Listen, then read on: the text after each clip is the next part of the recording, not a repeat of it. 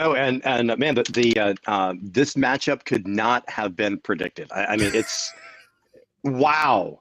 There have been so many upsets here. Just wow. Is anybody's bracket even close at this point? So I may have checked the standings, and we'll be reviewing that here in a moment. Let's pull up the first slide while we introduce what's going on next year.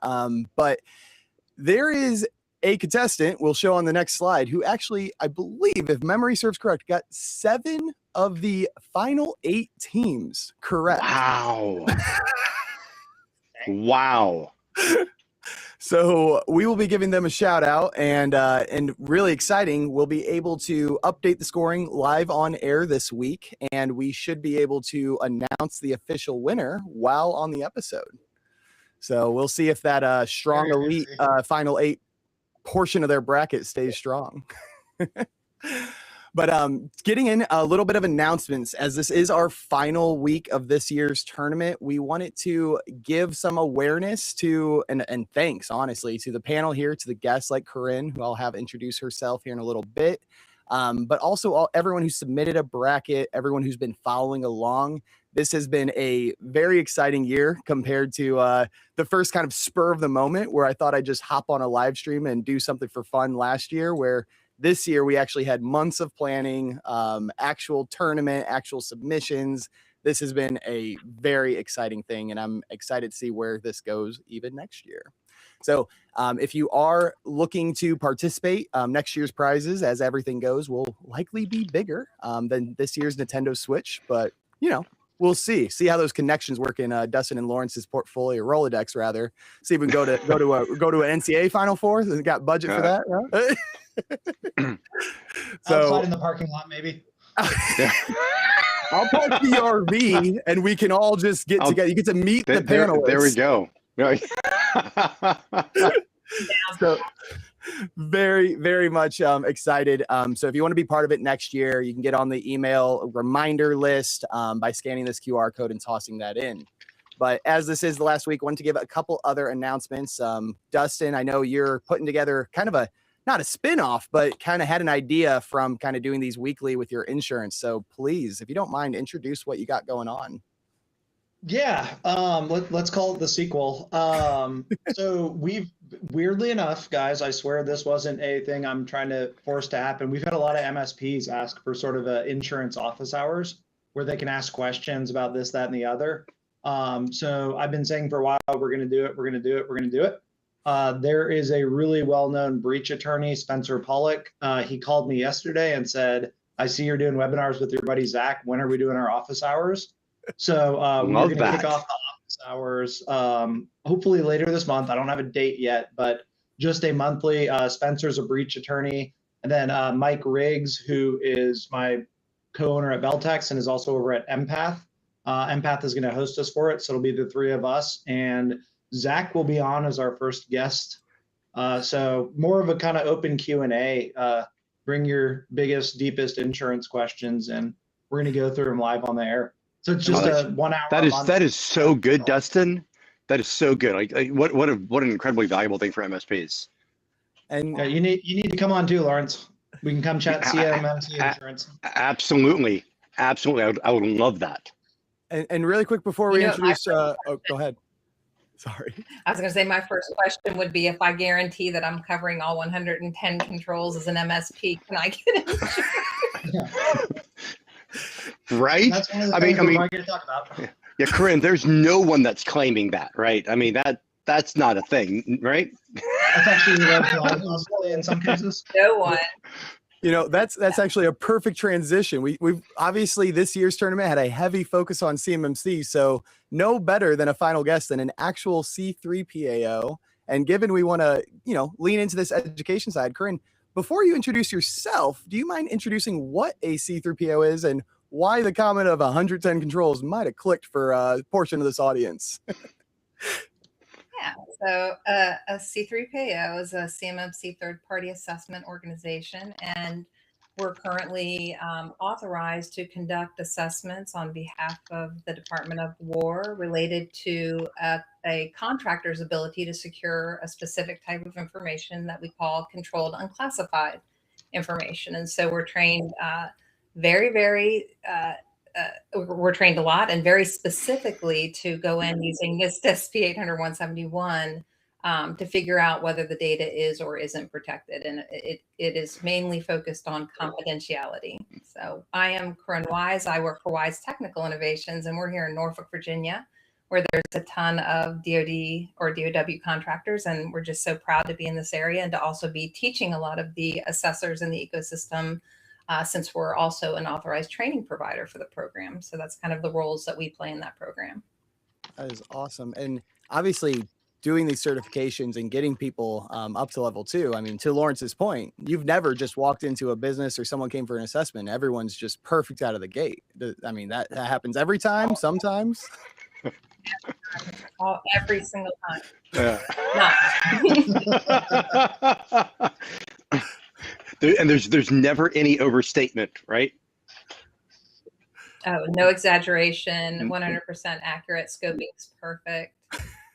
Always. I feel like that's the insurance applications we get where they just took the pen and went down the yes column. You need to like mix a couple of those questions up, right? Like where like a no would be a good thing. Or you could just write it like a group policy object and just have do not do this username showing. Oh. Very, very awesome. Well, Koren, we're very excited to have our first actual C3PAO coming on, maybe to rival some of Lawrence's comments on his level 2 experience, being someone who graduated and got his certificate from a C3PAO. So very excited for the dialogue today. With all of that said, let's go into what this tournament's about. As a reminder, we can do this next slide. At the start of this tournament, we had 64 real misconfigurations go head. Sorry. We actually have the competition slide first. Oh, nice. Remember that final 8 who got 7 out of 8 correct? That is our very good friend, Chelsea Weber, who took the lead starting in week 3 from Chris Sears. So this is the week we get to find out who's going home with that Nintendo Switch and who is getting those branded Yetis, which I very much have been using constantly. Got our logo, and shout out to the sponsors there. It's very exciting. So unfortunately, my name's not up there because I'm just no logos. Yeah, I got now. But all right, so we've heard like week over week that Dustin has this bot army out there. Is it possible that like Chelsea and Dustin were in cahoots here, and like really trying to influence some of these attacks so that they're more prevalent in Hal's purview? I mean, so 7 out of 8. Is that right? That is correct. That's amazing. That is amazing. Wow. Like, congratulations, Chelsea. That's incredible. That is very awesome. And speaking of Hal, who continuously has been thwarting us panelists, not Chelsea, clearly. As a quick reminder before we really introduce Hal this week, so which we have a little bit of a surprise. I'm especially excited to see Dustin's reaction to it. But at the start of this, we had 64 teams go head to head. And we can talk about this in that next slide. And the goal of this tournament was really to determine which security controls had the most value, not only from a security perspective, but also from a compliance perspective with a heavier weight towards CMMC. So in order to do this and keep it agnostic for us panelists, we had to determine a way that kept us out of the influence. And that is when Hal was born. Now, Hal was quite literally born, as I'll let Lawrence introduce him, and we'll pull up this next slide.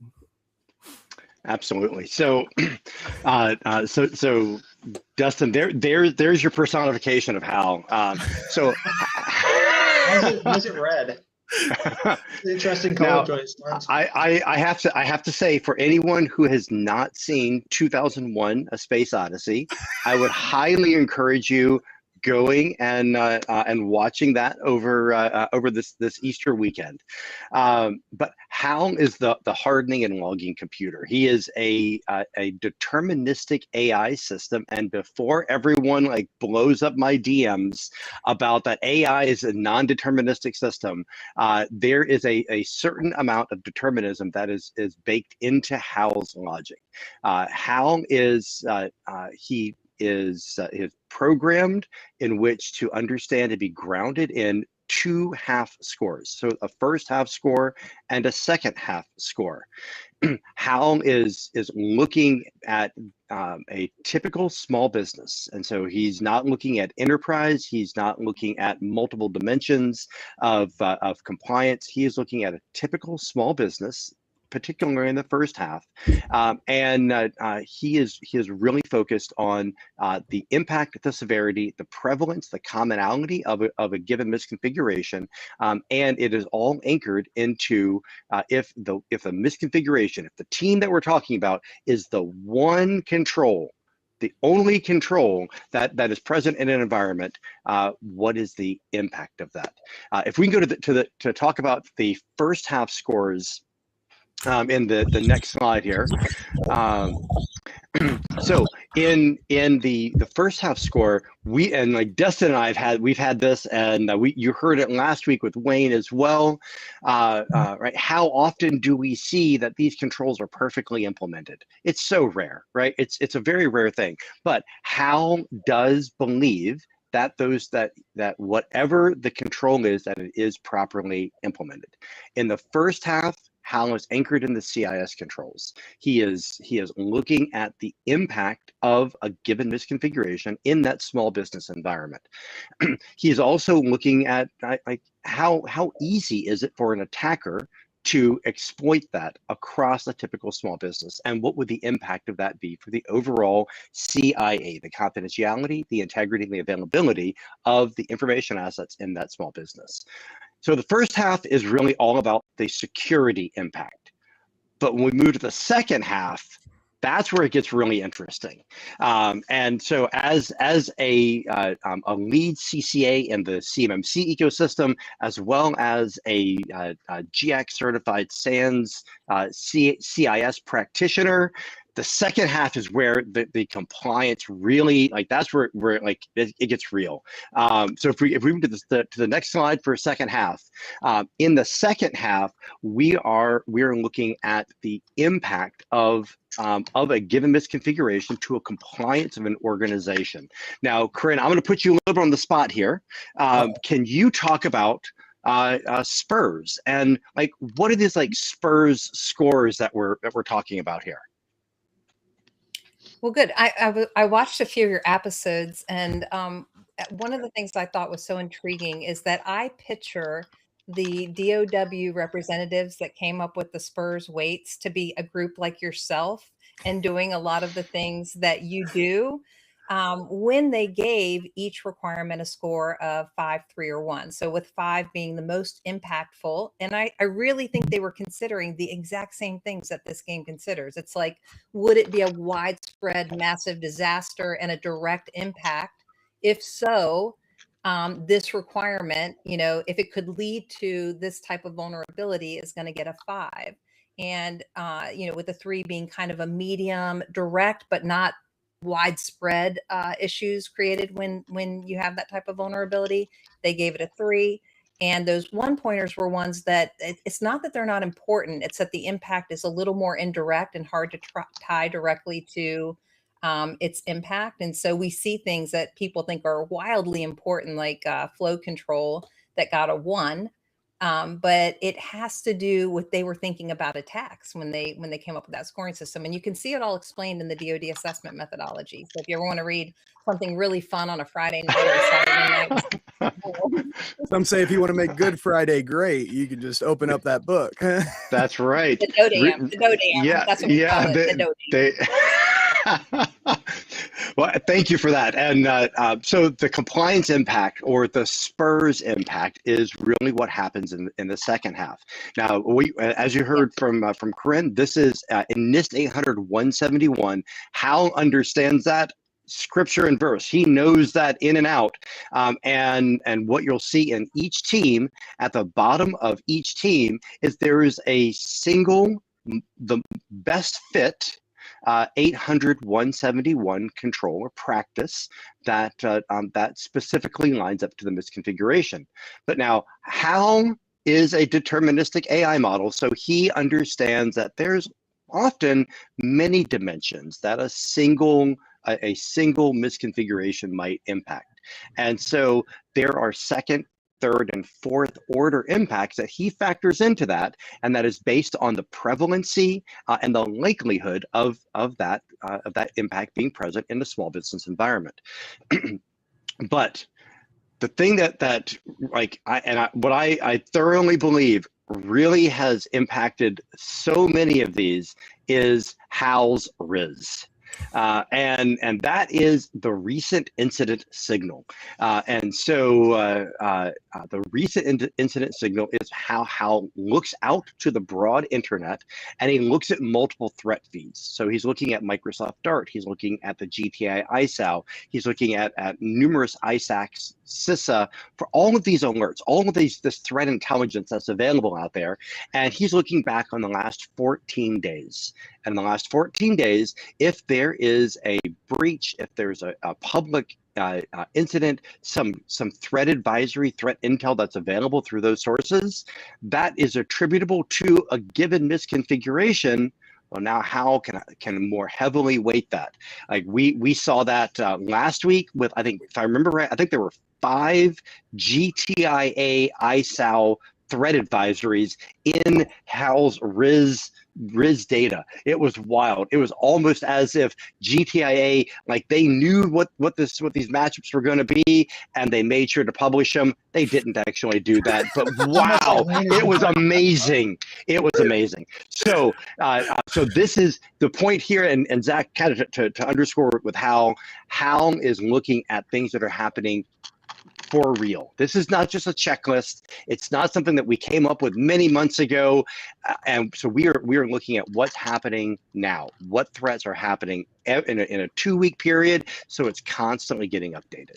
So HAL is non-biased. And so to the point, right, we can't be affected by the outcome, but he's definitely here, and he has surprised me a couple of times. Yeah, and now we get the real see-through PAO to see if she gets stumped or heavily disagrees, and that's right. Some of that banter. Well, this is going to be so fun. I feel like me and Dustin might be putting a little bit in a corner, but we're going to do our best to keep up with you two. Oh, this is going to be right.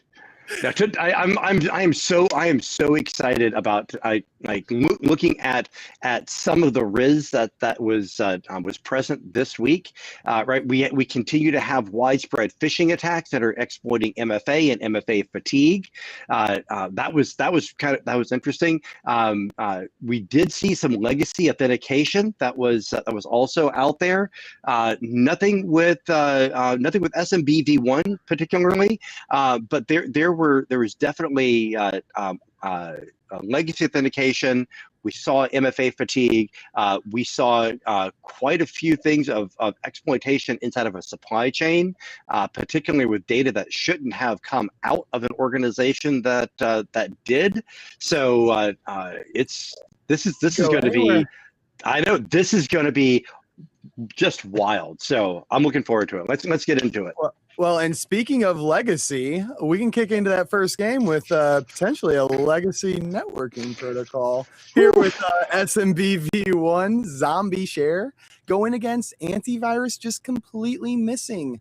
Some say this would be, a legacy exploitation versus, just zero resistance entirely. So Dustin, we had a lot of CMMC to kick off. We've talked a lot about SMB v1 and the surprising finds that you had with Matt Lee. But tell us, in this final 8 matchup, is the 4 seed going to be making it to the last 4 games? I think so. I'm going SMB v1 all the way here. It's just kind of the way Hal looks at things, right? That's a pretty high risk. And I think it's one of those, it's kind of an easy to shut down. Sure. And going back to Koren, I don't know if you saw in the very first one, Matt Lee and I were like, oh, it's fine. It's a chain attack. And then Matt pulls up Shodan is like, nope, there's 28,000 SMB. Just right, like exposed to the internet. Yeah. So it's out there. Yeah, it's bad. I'm going S&P V1 all the way here. And Dustin, you say it's pretty easy to get rid of, putting your MSP back on, the good old trunk slammer. How easy is it actually to get out? Or is there a lot of, legacy applications and dependencies that you can't just disable this blind? No, it goes back, like we talked about, like SSL v3 and all the cipher sophistication is most of the, if you have something clearly legacy, and I'm talking like a, Windows NT5 machine sitting back there kind of thing, like that's different. But no, most of the modern, just all this stuff comes configured out of the box is garbage. You can go through, I think 98% of small businesses could go through, disable this and not even notice. Yeah. And if I remember correctly, I mean, it's been a while. I don't even have an admin login at my MSP anymore. I don't have a login to the RMM I found out the other day. Nice. Yeah. But I think disabling SMB v1 is like a single registry key and a reboot. Like it's not. It's crazy to hear access key. Crazy to hear access control went down in I think the Sweet 16, man, after hearing you can't even get into your own RMM of your own company. That's tough. Yeah. But yeah, I mean, it's one of those it's ignorance, right? I don't think most of 99% of the people running SMB v1 don't know what they're doing. I don't think that it's a legacy consideration very often. Yeah. And Koren, I mean, we're talking about SMB v1 still being out there. I mean, I imagine there's some businesses that just assume Defender's going to automatically be on, or they don't even know Defender's there. There's no investment. Are there scenarios where antivirus can really be missing, or is this just one of those HAL generated teams to put in the bracket? It depends on what they're using and how legacy they are. But it's funny with the SMBV1, I feel like y'all have really made this into something here on the show. And I guess like being the pessimist, my first thought is like, how many of the 27,000 were like honeypots? Did we get that statistic? And like, do a lot of people just have it there? Is half of those just a bunch of folks researching and testing and trying to see what's going on? I don't know. I feel like, most folks shut that down. And my other question is like, how long has it been since we've had like a major SMB attack since like, what was it? WannaCry or the Target one? Yeah, WannaCry. Yeah. Yeah. I mean, do we know of any that have happened in the past, few years? Yeah. Well, yeah. I'm with the MSP hat. Have you caught any SMB attacks? I mean, yeah. I mean, all the time. We lost your background, but we do hear you. I don't know why your background bailed out. That's all right. All right. Well, all good. Yeah, no, but we absolutely still see it. Like we'll get into new environments, and a lot of those environments, they will be we'll see default configurations. People just don't, and they don't know to turn them off. Right? I think that's really what it is like it's on, it's there by default. If we look at good hygiene for like domain controllers, it is absolutely something that is still there and on by default up until I think very, very recent, like 2025. I think it's finally gone. But people don't know that it's there, and they just kind of go about their business. This is my perspective, is that, let's say you had a broken window, you fixed it up, you put some bricks there or whatever. And nowadays we're all focused on that window that's broken and the way it was broken before, but we've got defense in depth. We've got a lot of things surrounding that SMB situation that we didn't have long ago. And it's on the server side, right? Usually this is the SMB server that's got this massive vulnerability, whereas with AV and phishing and everything like that, I mean, they're in if just one person makes the wrong choice, and then you're sitting there completely not knowing that now you've got ransomware or whatever it is that's going to spread to everybody. So that was just kind of my different take. I was trying to do devil's advocate on this one. So I'm going to go with AVMIA.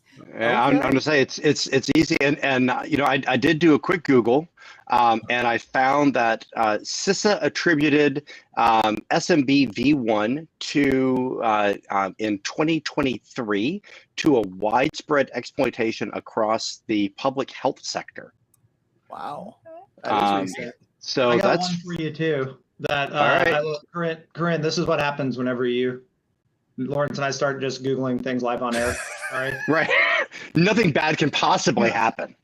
But October of last year, 8.8 privilege escalation with NTLM keys over SMB v1. Okay. Wow. Yeah. You I compare do- that to Crazy to me when you said that. I compare was that like, to the statistic. Compare that Sorry, to the statistic of how many people clicked on something and got a virus on the A computer. billion, right? I mean, it's like I often I really do have I kind of have to like scratch my head and say like, are people really that vulnerable? But then I see how good some of these attacks are, and right, they're darn good. So I don't know. You know, Koren, I like your kind of your angle here that like no AV in an organization, right? You can move laterally however you want, right? You can run, do whatever. I don't know. This is tight. I mean, but I don't know. Yeah. Go ahead. I was going to say, I think we can all agree SMB v1 should not be an issue. Right. I think we can. And I want to dive a little bit more into Koren's metaphor here, but let's pull up that first half score to see which one from a security perspective, how determined is more valuable. Okay, SMBV1 took a big lead. All right, But there we Koren, go. You brought up a term, defense in depth. And you talked about SMBV1 could be that window that doesn't exist or that broken window. Could antivirus be, or the antivirus be more of like, you know, the fence outside the house? Like, you know, is that the defense in depth? If you have an antivirus in place, well configured, does that minimize the risk of an SMBV1 vulnerability, or is it still just as bad? There's a lot of patching and a lot of things that you know make it a different story than it once was. It's still dangerous. I'm not negating its danger, but if you were to compare the type of vulnerability we had to what we have, it would be quite different. Okay, awesome. And we, as the second half goes deeper into that CMMC side. So we have a pretty large upset brewing with a 17-point spread. I know, Koren, you kicked off with antivirus missing, taking a win. Do we think from that C3PAO hat on the CMMC strict, there's going to be a comeback and a complete takeover? Where do you think this will end up?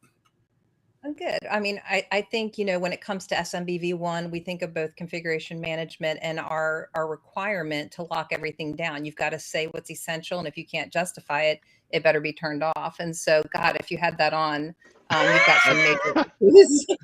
You've got some major issues in the CM domain. But then, you know, and you've also got some issues with it in the SI domain, where systems integrity requires you to in the SC domain, where you're required to, to look for things like that and be protected against things like that. And so AV obviously comes into play in our 3.14, in our systems integrity domain, where we do all of those things. But I'd say which one has the most requirements associated with it. Ooh, that's right. You guys might be right. You guys might be right. Like Koren, I think like if SMBV1 is enabled, right, we don't have replay resistant authentication. We know that we have poor encryption. I mean, there's just like, it's a hot dumpster fire that's there. Like I know we're anchored here in that SC domain, but like I see some AC stuff that's here, some SI stuff that's there, as opposed to AV with just the SI. I don't know. That's what do you? I mean, like how often do you see like in your assessment work? Do you see where people like aren't applying AV at all of the right places, or that it's just not present and they're just thinking that it is? I think if you were to say which one would they be most likely to overlook, we're definitely going to say SMBV1. Just like you're saying, they would be less likely to turn that off. You mentioned that, it being on by default still in some environments, and AV is just the obvious. Like everyone's taught that. Even my grandmother knows about AV. My grandmother does SMBV1. I love that. But here's a real question, and I may or may not be able to empathize with this. Do you have a shirt that says "No, I will not fix your computer"? I need one. It's very funny bringing up grandma, because I think this time last year, Windows Spotlight settings was one of the seeds. Yeah. And quite literally during the week of their matchup, grandma might have clicked on some malicious Windows Spotlight compromise and let some attackers in the house. So, Windows made for the Fortune 100 and also your grandma. So Right. All right. Well, it sounds like antivirus plays a massive role in those CMMC assessments, but SMBV1 is often forgotten. So let's find out what Hal is really suggesting we prioritize here with this final score winner moving on. It was a comeback. All right. Yeah. It was a comeback. Wow. All right. There might have been some logic behind Hal to what Koren said, just saying, usually it's always there. It made some assumptions that SMBV1 can maybe ding you more. I'm not sure what Hal went into that one with, but Dustin and Lawrence, you guys were spot on the head here. I'm feeling confident. All right. So Dustin, I think you've figured out the algorithm. I know. I'm a high risk, high reward kind of guy. I think I've been just completely bombing it or being spot on. So it's on off every week. All right, let's get to this next matchup. We got our first 1 seed into that last 8 teams with segmentation going head to head against MFA missing. Segmentation absent means once they're in, it's practically game over everywhere. But can MFA really just keep them out before they get in? We'll see where Hal's brain thinks. But Lawrence, what are we feeling here for that first half? Well, so if we look in the first half, right, segmentation lines up to IG3. So it is in 3.12. So in the CIS controls, right, that is an IG3, IG2 implementation, and with proper segmentation, right? The intention of segmentation is that you have different security zones in your network, where not everyone has to have that east-west access, and you can control traffic going between each one of those network zones. I think in very small businesses, this might be something as simple as having a guest wireless network, right? That a wireless network that is only there for people who are not authorized employees that are don't need access to the business systems. It could be just something that simple. That level of segmentation going all the way to where there's a very tight ZTNA, zero trust segmentation, where only certain flows can be authorized between 2 nodes, only when it must be allowed. So I think it's a relatively easy to implement control. It is highly effective, but on the other side with MFA, right? I mean, in MFA that is across the entirety of the CIS controls, IG1 all the way to IG3. So, right, multi-factor authentication, we have seen the data for, I don't know, 20 years now almost. That second factor of authentication, it reduces the blast radius and the prevalency of those attacks so much. I'm feeling understanding that Hal really is so anchored on a deterministic outcome. I'm leaning on MFA because of that. MFA, it stops the bad thing from happening. Segmentation can contain the blast radius and might keep a bad thing from happening elsewhere, but MFA, much broader impact. It stops the bad thing from happening. So first half, I'm in for MFA. All right, and we'll see where that CMMC hat comes in that second half. But Koren, Lauren said something interesting. I was a little surprised because I think it might have been we had a different conversation last week about segmentation. I think you said some of it was easy, Lawrence. I think segmentation last week when we talked about for the majority of people out there might struggle a little bit on just the depth that segmentation can go. So question to you, Koren, a little bit. When we talk about segmentation in MFA here, do we actually see people implementing a good segmentation talk about scoping a little bit too, like are things actually truly segmented correctly, scoped in correctly? Like where does that come into play with your consideration doing these assessments?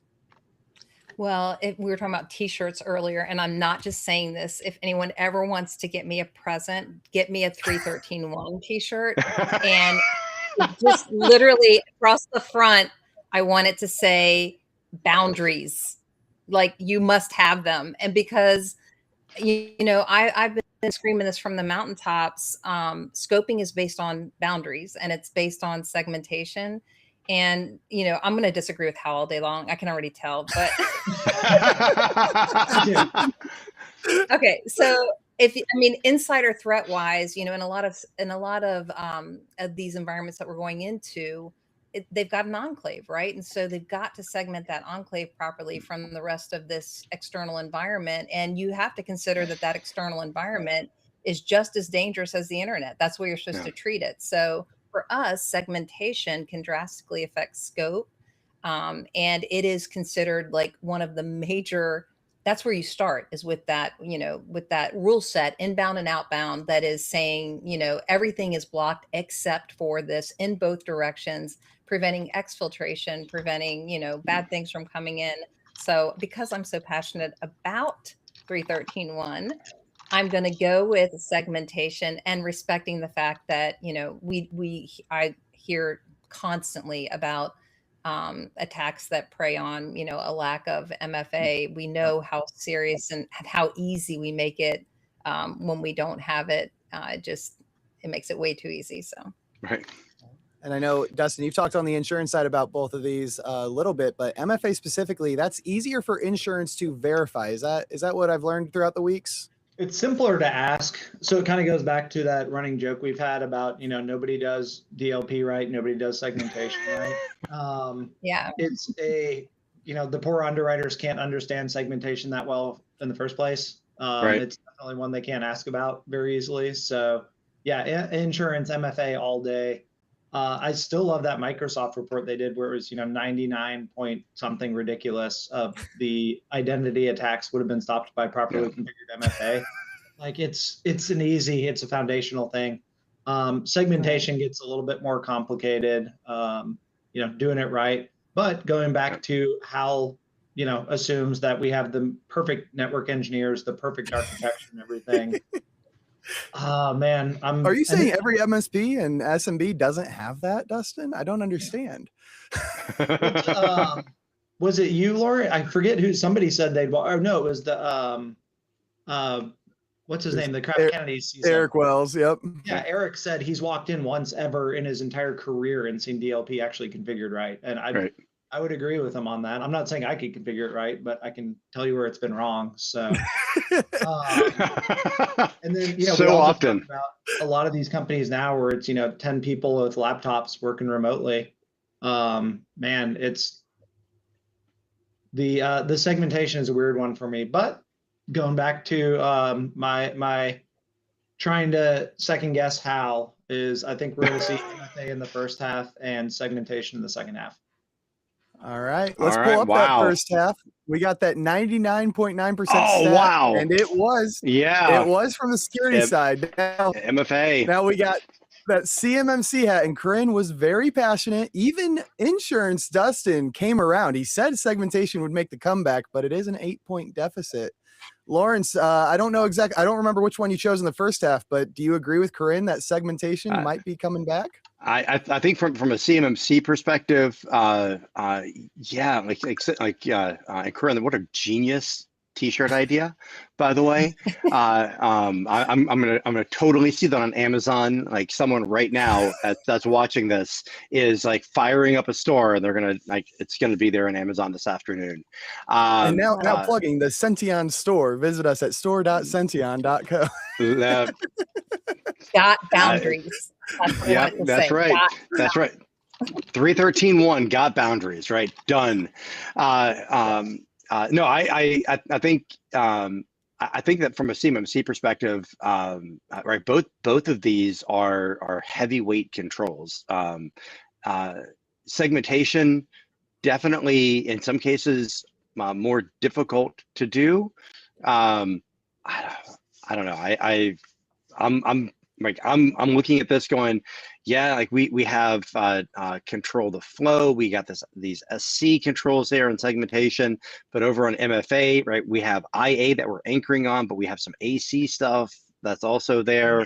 Right? I mean, you're probably thinking the same thing I am. I'm like just between my ears, I see like 15 points on both of these that I can. I'm not gonna lie. I'm going MFA a little bit because the segmentation is internal there. Like if they had said you have no external boundary at all, like the firewall's wide open going out to everywhere, that'd be different. But I feel like it's talking about internal segmentation and MFA.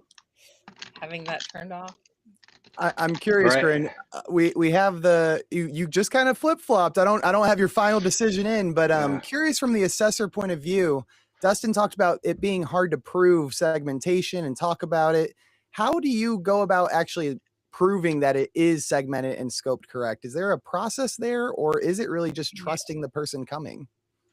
No. I mean, we have to, the 313.1 says find every single internal boundary and every single external boundary. So if they have a multi-site environment, we need each external boundary, and then we need every VLAN boundary. And then 313.6, I think it is, tells you to go in and look for whitelisting on that boundary. So if you didn't even know where those boundaries were, how would you possibly inspect the whitelisting requirement that boundary? So yeah, there's supposed to be a very specific way that you find those boundaries. It's called the network diagram, but whether or not that is drawn with those boundaries, I know a couple I've seen had been like a box with a couple of things in it, and that was it. There was like literally there was no dimension to it. So none. I want to be like Dr. Phil right now. Let's cut to a clip, and then it's just a network diagram, and it just walks through. All right. Well, Koren, do you want to lock in? Are you going to flip flop over to MFA, or did you want to lock in segmentation before we announce the winner? I just wanted to defend segmentation and tell you how I felt about it, but I'm going to go MFA. MFA, yeah. All right. Let's pull this final score and see if MFA holds the lead. They don't. You got to stay with the heart. Damn it. And Dustin, shout out to you, man. First and second half there. Wow. Wow. All right. I figured it out, Lawrence. Yeah. I know how Hal thinks now. Okay. How's that? It is every one of these situations we're talking about is a 100% on-premise network. It's even running Exchange maybe, and it was designed by the smartest, most detail-oriented engineers that make no mistakes. Can one even run Exchange anymore?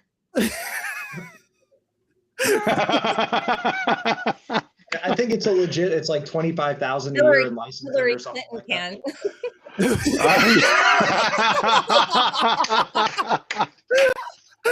Let's cut to a clip.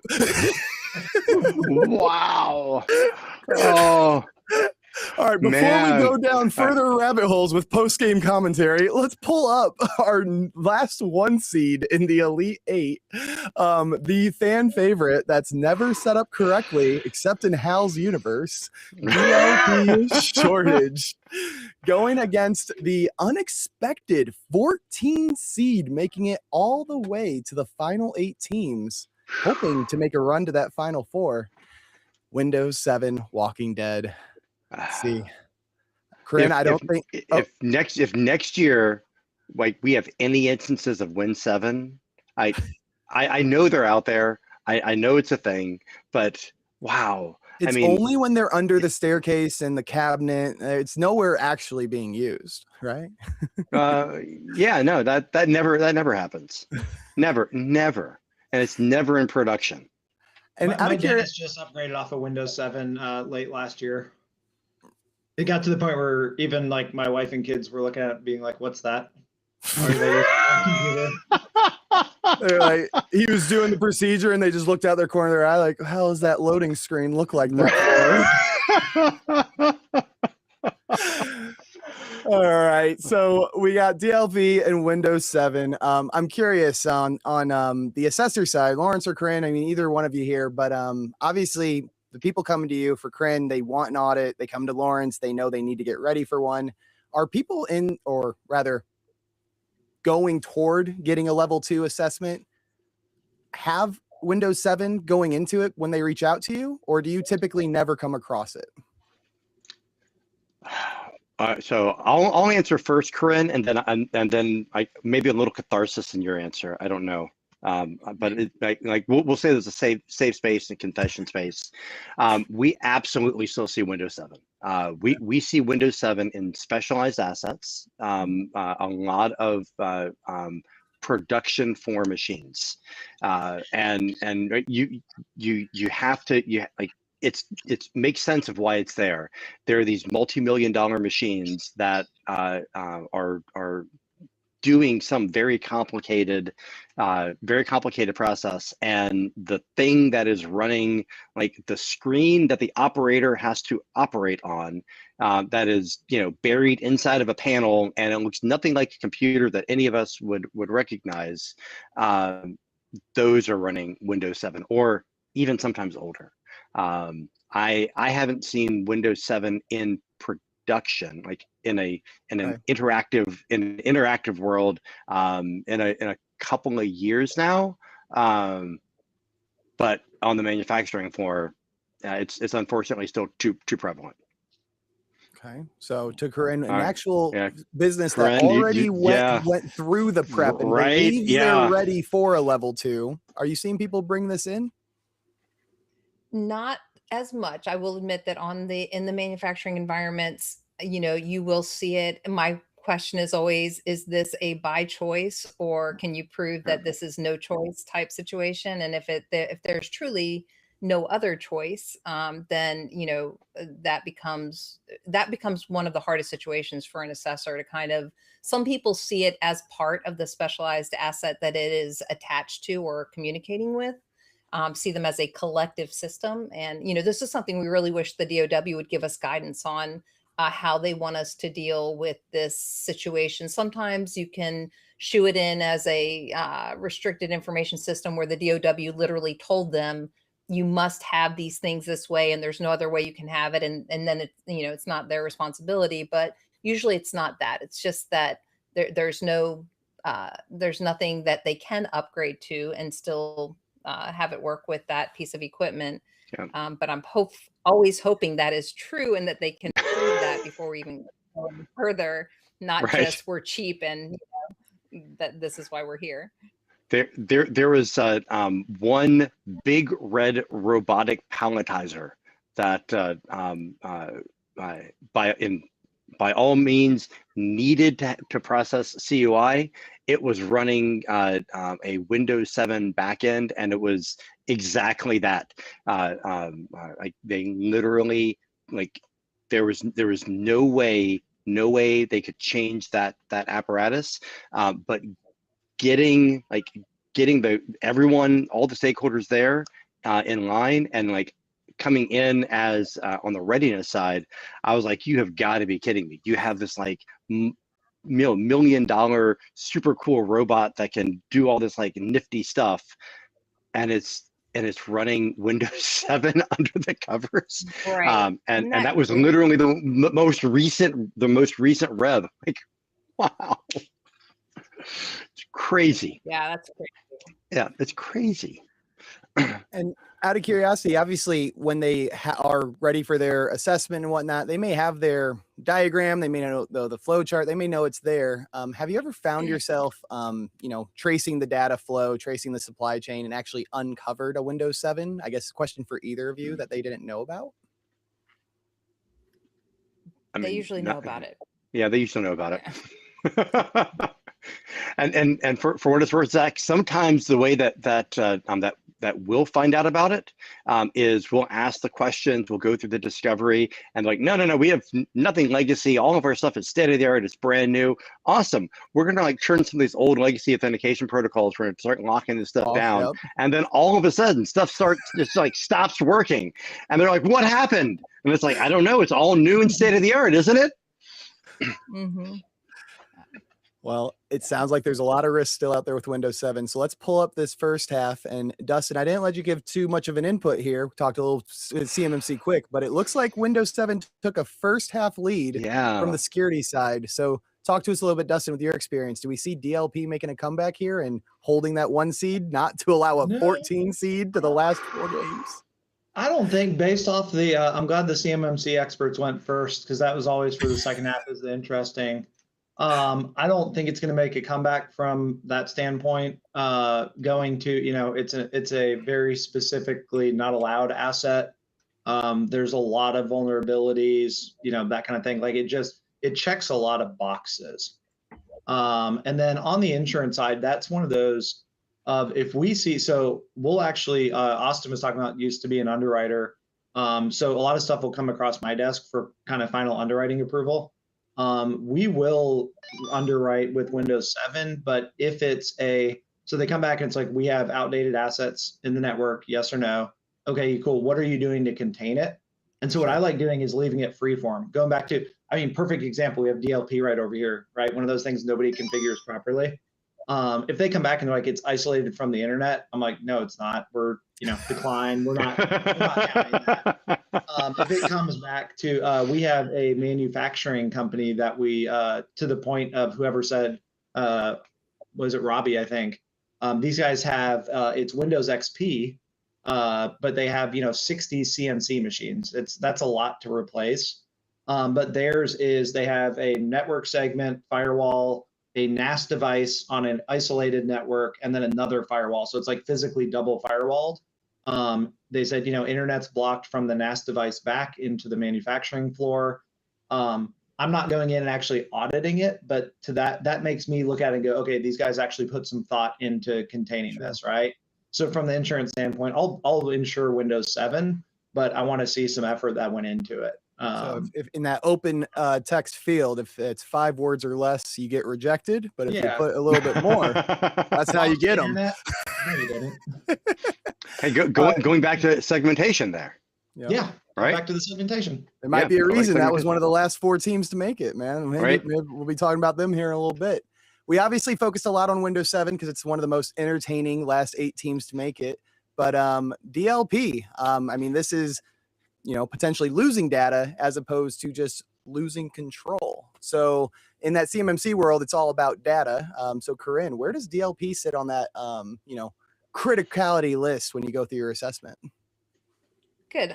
Not everybody has it, first of all, or the capability to do it. And I loved it when I was listening to some of the previous episodes and you were just going through that people misconfigure it. I always say, like, let's go in and take a look. And I really do agree that many times it's not effective because, well, one really blatant example is they'll say, like, there'll be a cloud product that is not FedRAMP that perhaps they're convinced or trying to convince us that the data can't go there, right?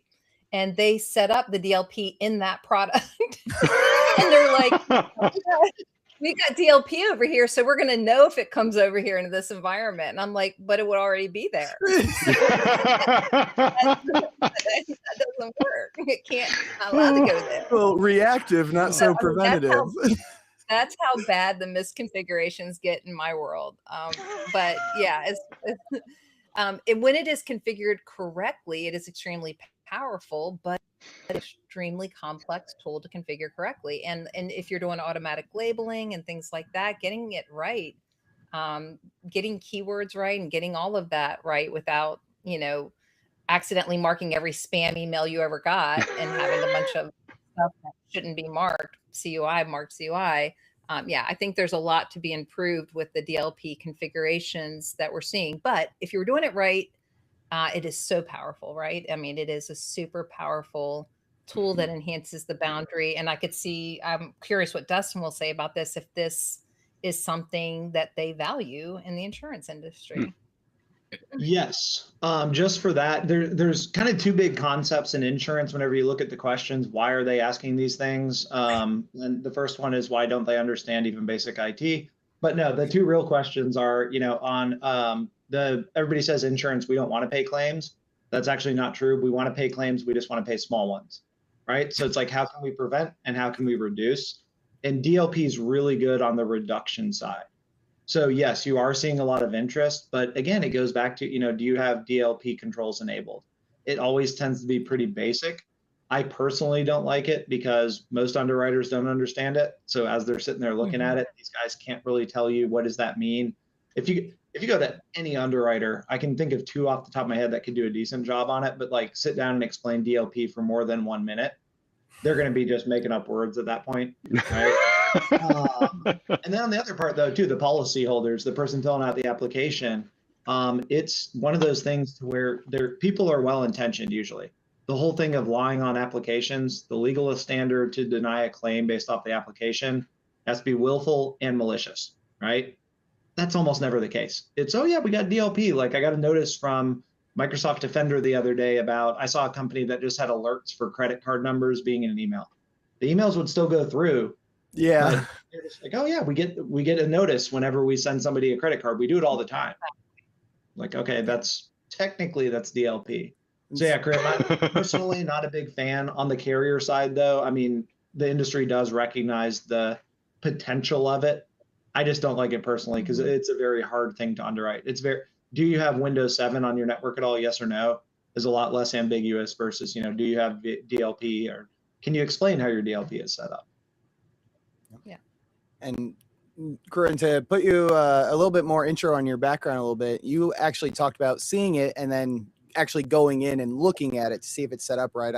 I know you more personally, so you have a little bit more of a technical background. Would you say it's a usual practice for a C3PAO to be able to go a little bit deeper, or what is a general expectation here? Well, yeah, I mean, we never want to take the assessment further than it was intended to go. But if you are stating that data loss prevention is what controls your flows, then we need to ensure that that's actually working. So we're not really allowed to just press the I believe a button in CMMC assessments. They're much more rigorous, and we actually have to know that, our name's on the line, that it is functional and it is effective. So in our requirements, you have those A, B type objectives that just say define this or specify that. But when you get down the line, it starts saying, is it effective, or determine if it's effective. And that determine if it's effective part, if you're an assessor and you're not checking out DLP, you just took on some risk all onto yourself, and you took it from whoever you were assessing. That they just don't see it that way, but that is what they were doing. So yeah, we do definitely go in and take a look, and sometimes they'll be like, never mind, no, it's not. It's not.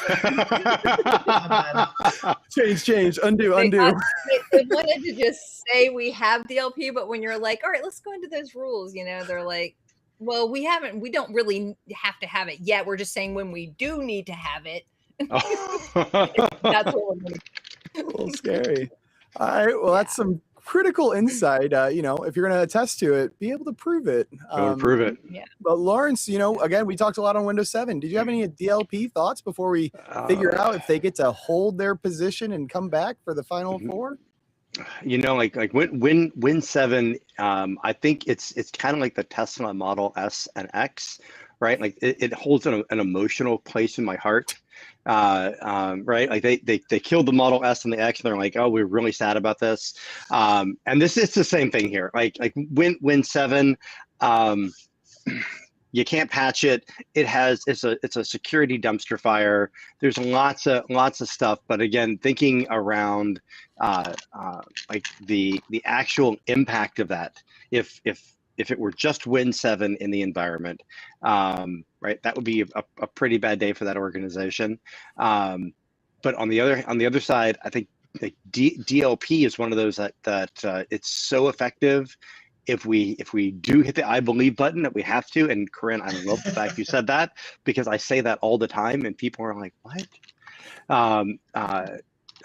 But like if we hit the I believe button saying like DLP is configured properly and effectively, to Dustin's point, this is so effective. So I'm gonna go for second half. I'm gonna right. I know we have this SI over here, and I think the 3.14.1 is I think that's a 5-pointer. I don't know, but I know 313 is a 1-pointer. You're thinking too much about how your creation thinks. I am. I'm going right. I'm going DLP. It's effective. Let's It's pull effective. it up. Yeah. Hal has usually thought things are set up correctly. Let's see if Hal Always. believes the 1 seed keeps it. And it All comes right. back after losing the first half. We have our 14 seed out of here. Hopefully for the last time. Well, don't speak too soon. Here on this next matchup, we have the latest seed outside of the 14. We got our 9 seed stepping into the ring with URL logging. And you already know I'm going to be asking Dustin about this first, because Oh, for URLs and logging it's huge. But the 9 seed here is going against an MFA setting. And if I've learned anything in this series, MFA's got a lot of Spurs points behind it. So Dustin, tell us a little bit about your feeling here. Man, I have had so many stupid claims on. It's like the IT admins are the worst out of everybody. The stuff where it's just been a ridiculous chain is not just one, not just two, but the IT admin shoots themselves in the foot 3 times. So admin MFA is a personal pet peeve of mine, where it's like you could have stopped it. So I'm just speaking from the claims experience side of it. Admin MFA all day, every day. I'd much rather, our buddy Matt Lee, I'd rather keep the body from getting on the table instead of having to investigate why. 100%.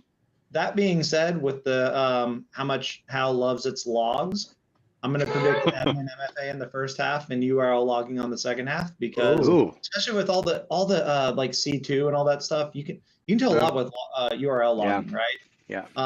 There's lateral movement, but there's so much stuff that automatically calls back. The Talkin' Timely Riz, the Axios CV, whatever you want to call it. If I remember right, that was some code in there that did a callback to a C2 server. URL logging would have caught it. Yeah, right? 100%.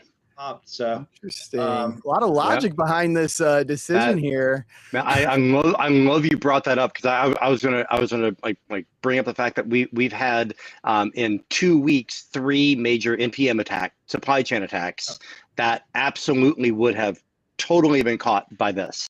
I mean, the light LLM, right? Maybe, but like Axios, 100%. That NPM attack, 100% would have been stopped. And so I know admin MFA in the first half, and then URL logging comes back in the second.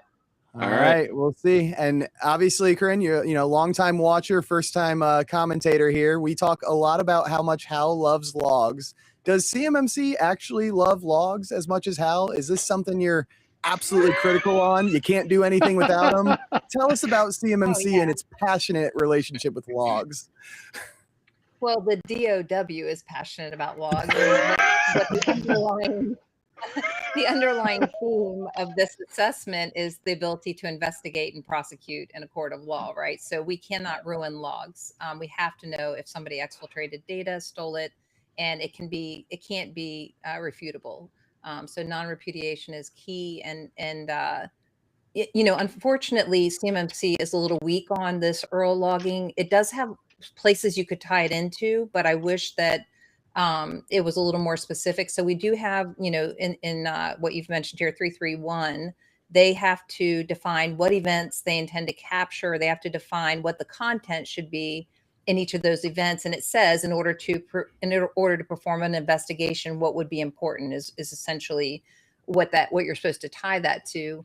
And then in the CM domain, they do have to basically say what essential programs, ports, protocols, functions, and services are, and then anything that they say is non-essential, which would be to me, URLs that you don't need to go to need to be included in this. But I wouldn't, at the way it's written right now, I couldn't really hold them to that. Like if they didn't see it that way, you know, a lot of the URLs are using the same port and protocol, and so it doesn't say list the URLs that are essential and the ones that are non-essential, and then limits them to that. I wish it, you know, I think that could be something that was important, but we can't go, you know, overboard on this. So we don't have a lot to tie that to. There's a whole bunch of monitor terminology on different requirements, but again, you'd be getting pretty creative if you dinged them on this. And I'm curious to see what Lawrence thinks on the admin MFA. I can't tell you how often we're in a conditional access policy and I say, go to the exceptions tab, and there's a whole bunch of really important admins for it. The exceptions tab. Yes. I'm not making this up. I'm not making this up. In assessment. I mean, I'm telling you, it's a thing. Hey Zach, how about next year the bracket is good security practices implemented badly? we would live in the exceptions tab there. Yeah. That would be funny. Cut to the clip. Get a bunch of 365 screens. Just right. I'm like, why is your global admin exempted? Koren, does that still make you twitch, or is that just at that point you kind of roll your eyes and you're like, this again? Oh yeah, I'm just like, you know, the things you learn to ask, you know, overall the course of all these assessments is just insane. The first time I saw it, I was like, whoa, what? And now I'm like, again, yes, that's exactly what's happening. Well, that was some great insight, especially on the log piece too. We've never had, obviously, an assessor talk about logs the way you did, but we do have our Lawrence here, level 2, who I know for a fact loves his logs as well, and will sometimes allegedly get his vendor partners to make sure they can get all the logs they need in order to work with them. So, Lawrence, hypothetically, tell us a little bit of what you think of what Koren was saying about logs. Obviously agreeing, but not a lot of specificity. I can't say that word. I'm never going to try it again. You know, I think she is spot on. Like the thing that unfortunately always comes up is like, you can't block Google, just like you can't block AWS. You know, but there's so much valuable information that's available in URL logs. I mean, just like to Dustin's point, like we have C2, you have all the shadow IT, now shadow AI. In some cases, like we've seen with on-prem AI platforms, you can kind of get a good peek into like what libraries is that system calling and importing, and you see all of that through URL logs. So incredibly important, I think, from a CMMC perspective. Right, Koren is the authority here. Like the logs have to be there. We have to specify what they are. But there's and one man's opinion here, it is a very, very wide breadth that we have, a lot of latitude in what is allowed to be or not be in URL logging. But on the other side, I want to throw my chip in over here for admin MFA, because the number of times, especially in co-managed environments, that we will engage, and like we have a great intake form, and I've seen some amazing systems, but the fact that like the admins are like, oh yeah, we have MFA on all of the things, on absolutely everything, and then you're like, okay, so how did you just sign in with just a username and password? Oh well, like I don't need that. And it's like, got it. Got it. Yeah. But I have to say, I'm gonna say this publicly because it's kind of funny, and I think Zach might have heard this. But we once got a new client who came to us, sizable organization, filled our intake form out, and they're like, we have MFA on all of the things, Yep. MFA on the shop floor, MFA across the board. I was like, oh wow, you've implemented like MFA on your shop floor. You guys rock. That's amazing. We started like getting into it. Everyone had a badge for the building. So therefore, that was one factor. And then they had a username and password to log into their computer. And that was the other factor. I'm like, that's not quite how this works. The second factor was just like, you're here. You're here. That you got into the door. And that was their second factor. It's like that's not quite how it works, but no, it's like admin MFA. Geolocation. You know, it's all good, and you know, I do want to say I share that, and I don't believe that most organizations intend to be malicious in like their, or even surreptitious in like their response to these things. I think it's just that they legitimately don't know, right? Like if you read like what multi-factor authentication is, right? It's something you have, something that you are, something that you know, right? You can quickly get to AAL too, very quickly, and from someone who's not technical, who has never done this stuff before, I could see how they could get there. And most organizations just have poorly implemented security controls, as opposed to completely discounting them and saying, no, these really aren't important. But with that said, I think I'm going first half in admin MFA for sure. And with the amount of Riz that's out there for URL logging, I'm going to go URL logging for second half. All right, let's pull up that first half score, and then, and Lawrence, maybe talk a little bit. Okay, so MFA 15-point spread. That's huge. Wow. That's I didn't expect it that big. All right. So tell us a little bit more on how things, because I know he has a heavy CMMC bias, but from what I heard from both of you guys, it's not necessarily URL specific logging specific requirements like this. Do we think Hal is going to weight it as heavy as you're thinking? I don't know. I mean, I think like my thought here is it's going to be in the Riz, like to Dustin's point, right? We have had multiple high profile national news making, maybe in the Hacker News or channels that people who are watching this are monitoring, less like true national news, but nonetheless high impact supply chain attacks that absolutely were directly attributable to URL logging, right? Like it would have been seen, would have been stopped. C2 was obvious. It wasn't like they were using some kind of DGA or domain generating algorithm. I mean, it was an overt catch. I mean, even to the point that like we saw a CISA alert that came out with individual IPs that were attributable to Iranian state-sponsored threat actors. Same thing here, right? Like if you were monitoring and had those URL logs, you would have seen that activity and could have arrested it. So I don't know if that answers your question, Zach, but that's kind of where that makes my mind sense. is. And I see where your brain is. And Koren, you're the one I don't have. Obviously, you got two of your panelists going with URL, but you did give the spiel that you see a lot of MFAs in the exception list. So 15-point spread, will admin MFA hold, or where do you see this going?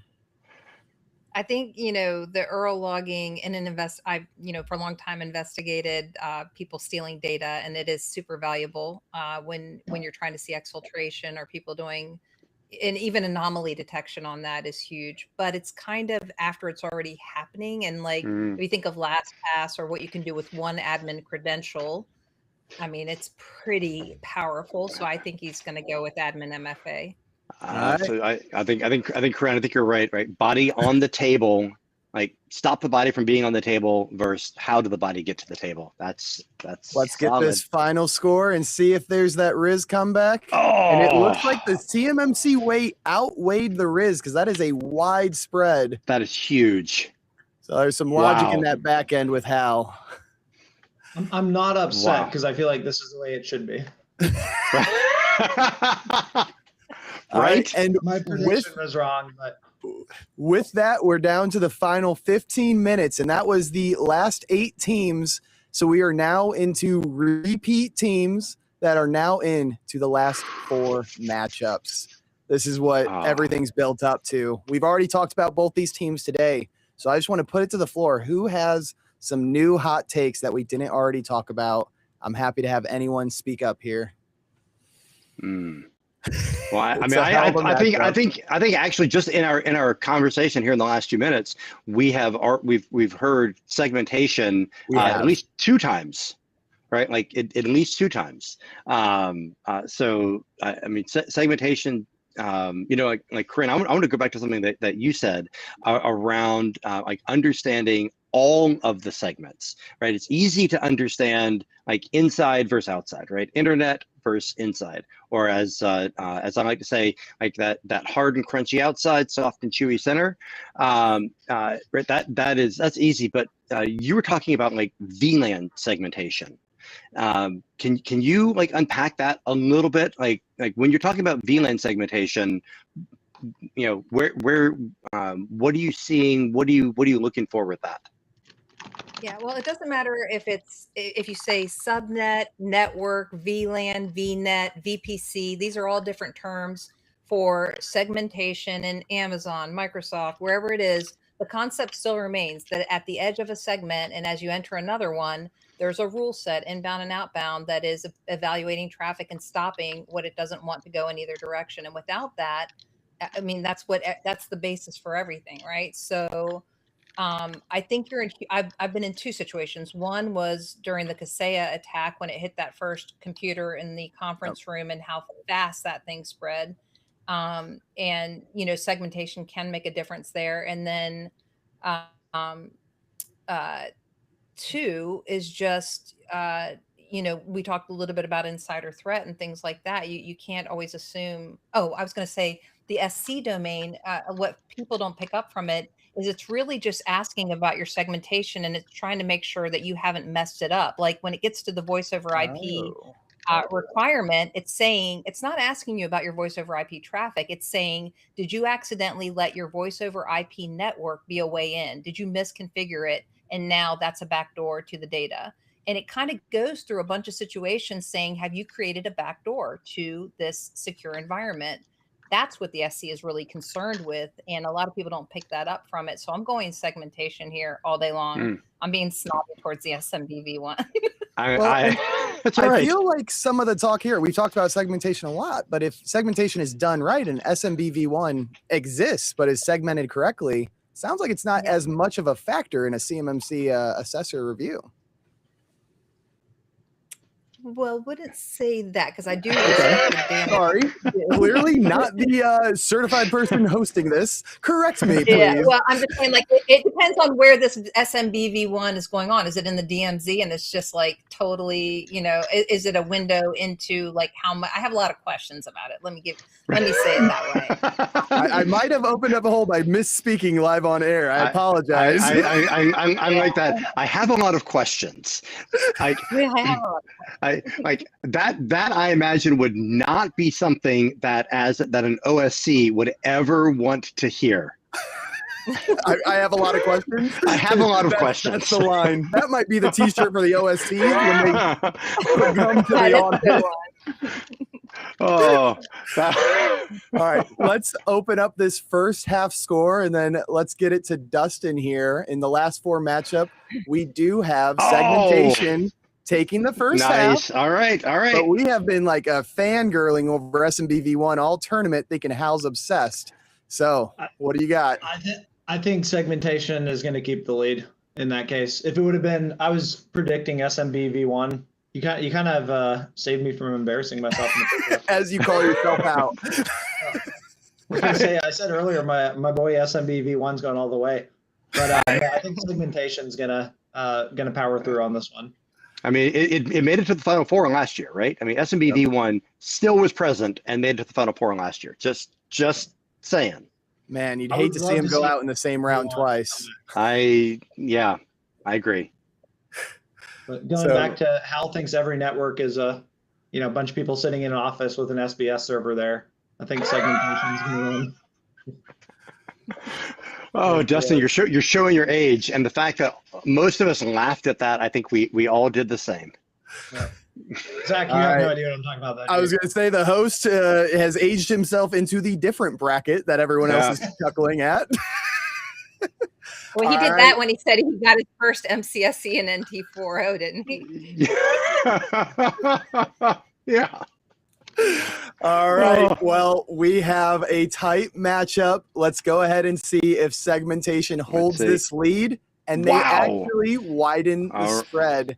So segmentation is officially the first team into the official championship game. Any shockers here? Are we okay with this? I'm going to be the second one to order Koren's new shirt. 313-1 got boundaries. Just saying, right? Like, I think Hal would maybe even agree here. Wow. All right, that's amazing. Right. Into the last four matchup, we have the other one seed, DLP shortage, as we've talked about, data loss versus total identity collapse, admin MFA exempt. I'm going to be so upset stories on both. The final is segmentation versus DLP. Just the one seed? Do you think Hal didn't predict any upsets? Just one seed versus one seed. Next year's bracket should just put the top seed across the board. I'm admin MFA. Let's go. Wow. Yeah. I see Koren thinking. Yeah. This is a hard one, but I'm going to go admin MFA exempt just because of the variability in DLP effectiveness based on how you apply it. And there's so many different variables there. If we were assuming it was done perfect, I don't know if Hal does that, but does he press the I believe button? I think that he pushed the I believe button and that everything is set up properly. Okay.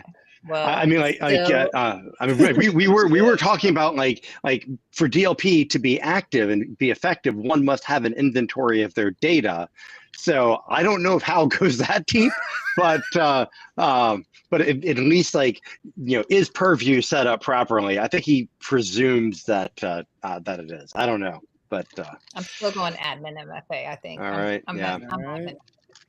So we got the assessor and insurance both going MFA. Level 2 MSP. What do you feel here? I'm going admin MFA as well. As much as I love DLP and I love the effectiveness of it.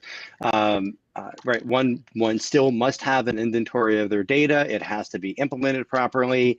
And if it's the one control, if it's the only control, that's great.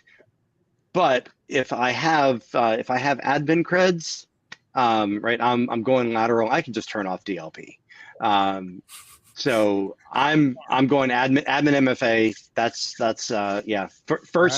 First and second half. I'm going to go all in on that. Doubling down. Well, let's find out if that double down was the right choice with this first half. Hey, 1 for 2. Right. We'll see where it ends. Admin identity falls. Yeah, right. Yeah, I'm with you, Dustin. I mean, you just said it, Lawrence. If identity falls, the protection can be turned off. So especially admin, right? Yep. I mean, whomever has that GA, that global administrator access, which hopefully very, very few to no people do, but whomever has GA wins. And I know no one that watches this would ever possibly have their GA password written down on something stuck to a monitor or anything. You want to see it? Actually, I can show you. Let's pull up this final score. And the one seed Oh. goes down. We got admin All right. MFA exempt going to the championship. Woo. Koren, sigh of fresh air. You have been spot on as we got to the last four. So it seems like Hal really angled in with the assessor point of view to close out the tournament. I don't have to write my password down because it's my dog's name. Oh, there we go. All right, to the championship we go. We have. I think Koren just did. Do you guys remember the LifeLock guy, the president of LifeLock? Remember that? I think Koren just did that on. Like 10 times. Yeah. He like put his social and birthday up like publicly.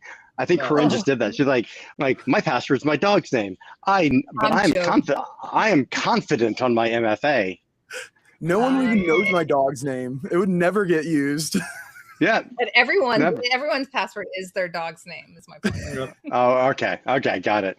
And then after a year, if I have to reset it, there's an exclamation point. And then a year after that, there might be another one. Who knows? We don't know. Or we just like change the year. Yeah, just change the year. No one ever guesses that. All right, we got the championship game. We got segmentation. That's going to be limiting that damage. But admin access kind of defines the damage if you think about it. Man. I want to do assessor first. Koren, you're the guest. You got to be put on the spot sometimes for the championship game. Where is your mind going? Okay. I am definitely 100% sticking with segmentation because I just want to stick with what I love, what I think is so important. And I just really want to drive this point home, and would love it if it ended up being the winner. That would make me so freaking happy. And if I was the one that called it. Called it. I'm doing this is a Hail Mary right here. I love it. Segmentation faith, Lawrence. But also because I believe in it. I don't want you to think I'm just doing that. I believe that segmentation is one of the most important things. The heart and the mind are in alignment, it sounds like. Mm-hmm. All right. Man, so both of these are 5-point spurs. Both of these have similar spread in the CIS controls. I'm gonna lean into MFA exempt only because if I have global admin, then I'm just gonna like turn off the segmentation, right? I'm gonna turn it off. So all right, there we go. All right, Dustin, you got to give your take, brother. Dustin, yeah. I'm thinking admin MFA to put on my insurance hat. Do you guys remember that absolutely awful Travelers app for a while? That was, do you have MFA on your switches? Yes or no? Yeah. So I'm gonna that's my spirit animal right now. So I'm gonna use Lawrence's. If you got MFA, they can't disable your segmentation. So, but no, seriously, I do think the admin MFA. I have so many just ridiculous anecdotes from claims. And keeping in mind, Koren's working in a lot more complicated networks than I usually am. Our insurance is very small business focused. I actually looked the other day, our average cyber policy is $4,300 per year. So wow. We are, dealing with a lot more simple businesses from a network standpoint, that kind of thing. But admin MFA, everybody's on 365 or Google these days, pretty much. That's a legitimate. So I think that's in my book personally, my literal insurance book, financially, right? That admin MFA is pretty high up there. Yeah, I think I agree, but I still want to just go down on the books as saying that I defended segmentation. But I think all right, we have an 8-point spread, and let's pull up this year's champion of Misconfiguration Madness. Goes to admin MFA. That exempt list Koren has seen over and over was too powerful even for segmentation. It was a little bit of comeback. 8-6. It came back in the second half, but there was just an overwhelming need for admin MFA exempt to be set up correctly. Absolutely. I can take that. That's another amazing. Year down. Wow. All right. So admin MFA is our champion, but not by much. No. Indeed, this was a close year. I mean, this was fun. This was very Wow. close. I'm Wow. curious what we'll do next year. I know Dustin, you kicked off in the little pre-lobby. It was funny to say which, or maybe that was live. Which ones are set up poorly versus most effective if set up right. Little style. So very excited to see next year. But let's go ahead and make sure we get this last slide up with the QR code for everyone to submit next year. And I do have an announcement on the winner. I'm not sure if the slide will update the name in real time, so I will announce the winner. We have Josh Hobain over at Centrix IT. Nice. We have him as the winner of the Nintendo Switch. So congratulations, Josh. And I think the surprising thing about this, if anyone is following the NCAA bracket tournament, the scoring here was set up the same way. So Josh actually wasn't even in that top 5 chart, but because he had so much faith in admin MFA exempt winning it, it gave him just enough of an edge to pull away in that first place spot. I know That's Josh amazing. And I know Josh personally as well, coming from IR game as well. So he's very much in the loop with all of this. So very excited to be sending you a Nintendo Switch, brother. And as we wrap up right at the 90-minute mark, Koren, thank you for watching those episodes. Thank you for being here and sharing your input. Any last key things you'd like to leave the audience with? No, I just had so much fun, and I'm so happy that you let me come have this afternoon with you and do this. It was a blast. So thank you. Awesome. And we will be able to catch up at CS5 in San Diego here in a week. Lawrence, Dustin, so excited to do this week, guys. Thank you for being here every single week and bantering with Hal and all of us. Amazing. It's absolutely amazing. Great matchup. Right. Indeed. Right. Same thing. Right. Great matchup. What an exciting year. I want a jersey, Lawrence. Jerseys will be coming out. All right, everybody. Thank you again. Register for next year. We will be doing bigger and grander prizes. Really excited to get everyone back. Thank you so much. Have a good one, guys. Bye. All right, thank you. Bye.